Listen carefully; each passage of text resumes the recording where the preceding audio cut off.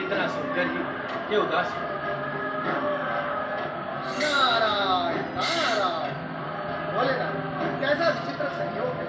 मैं भी आज आपसे ब्रह्म ज्ञान प्राप्त करने की आशा लेकर ही यहाँ उपस्थित हुआ हूँ। इस संयोग में विचित्रता के साथ ही साथ कई संकेत भी छिपे हैं ना।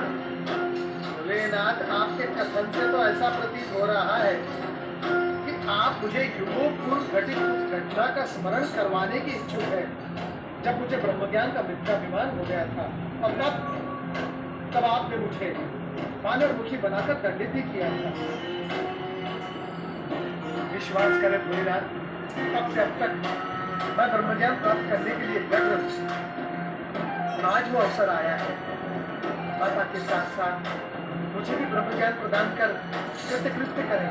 नहीं ना, पार्वती को तो हमने ब्रह्म ज्ञान प्राप्त करने का मार्ग बता दिया, किंतु तुम हमसे ब्रह्म ज्ञान प्राप्त करने के अधिकारी नहीं।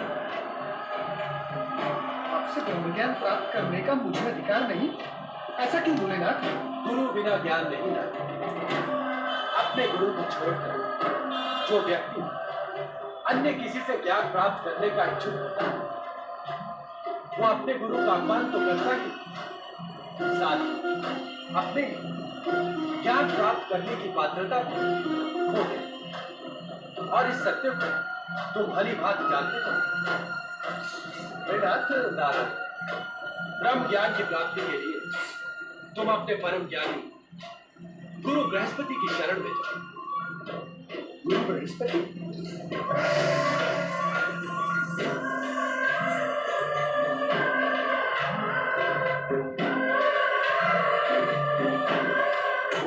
मैं ओंकार अनाचारी व दुराचारी प्राणियों का संहार और सदाचारी व धर्माचारी प्राणियों का निस्तार करने वाला करतार मैं ओंकार।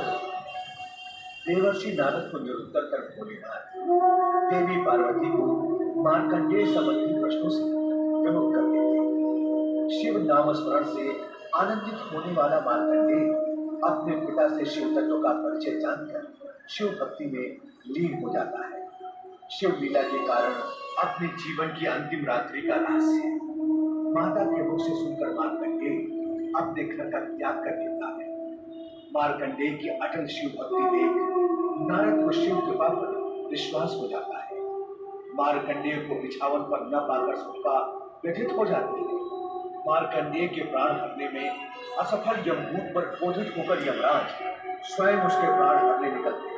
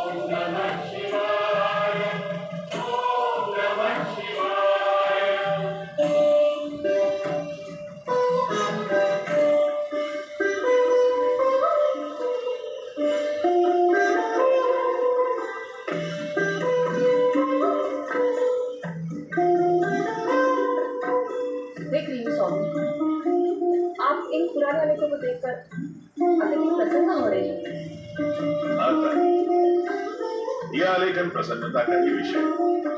ऐसा क्या लिखा है इनमें? ये बताने से पहले मैं तुमसे एक प्रश्न पूछूंगी। एक गुरु प्रसन्न कब? स्वामी, आपके स्तर का ज्ञान नहीं है मेरे पास। तुम परम विदुषी होता।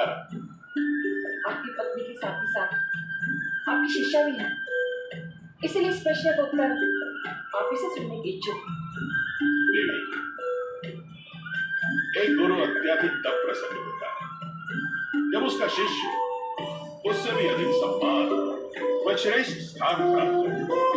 सत्य वचन स्वामी, जब गुरु के अतिरिक्त अभिलाषाएं शिष्य में साकार होने लगे तो गुरु प्रसन्न होगा ही। क्या ले मेरे प्रिय शिष्य नारद के आज उसे मुझसे भी श्रेष्ठ स्थान प्राप्त हुआ। इन आलेखों को लिखते समय वो निरा बालक था, परंतु व्याकरण में कहीं कोई त्रुटि नहीं की। परंतु नारद की लगन एवं आपकी बड़ी श्रद्धा ने आज उसे इस स्थान पर पहुंचा दिया है। देवी, गुरु में आस्था ही शिष्य की सफलता की कुंजी होती।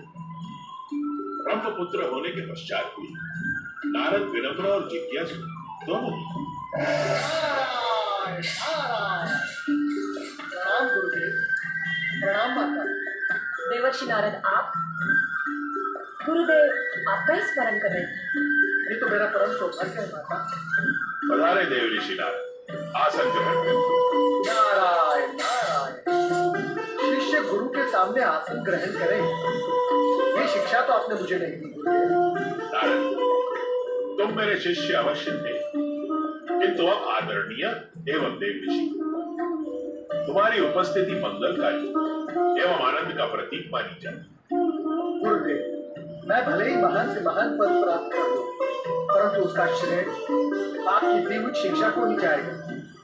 आप मेरे सदा सदा गुरु हैं, और वैसे भी मैं आज यहाँ एक याचक के रूप में शिवाज्ञा से उपस्थित हुआ हूँ। शिवाज्ञा? कहो शिष्य श्रेष्ठ नारद, कहो। गुरुदेव, सर्वप्रथम आप आसन ग्रहण करें। आपके इस प्रकार खड़े रहने से मुझे लज्जा का अनुभव होता है। कृपया आप बैठे।